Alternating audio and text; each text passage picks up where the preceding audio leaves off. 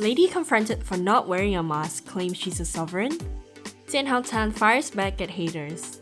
And Elon Musk gives his son a peculiar name. We have all the details in this week's Bloomr Trends.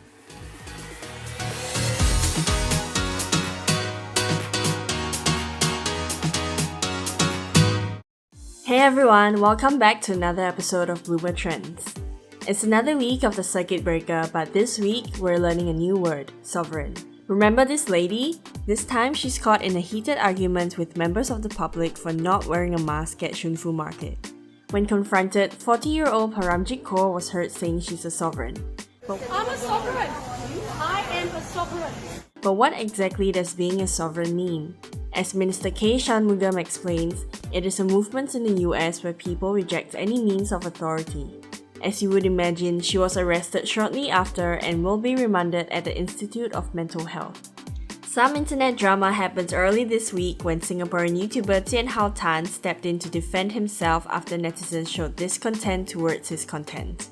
It started with this tweet, leading to more netizens chiming in to show their dislike for the listicle type sketches and the school theme recurrent in Jianhao's videos.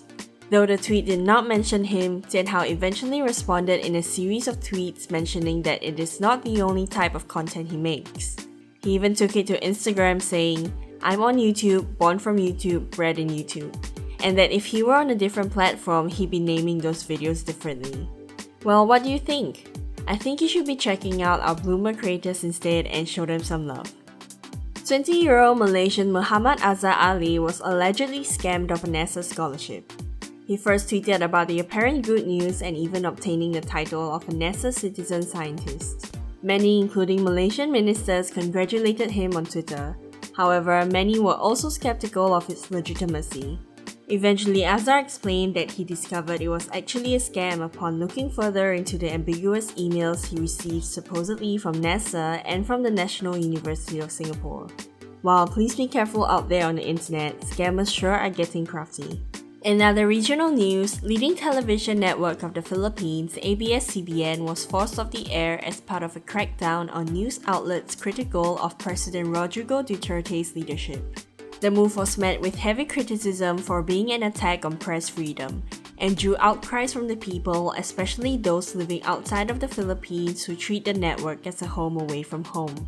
Fortunately, some of their content can still be found on the network's YouTube channels.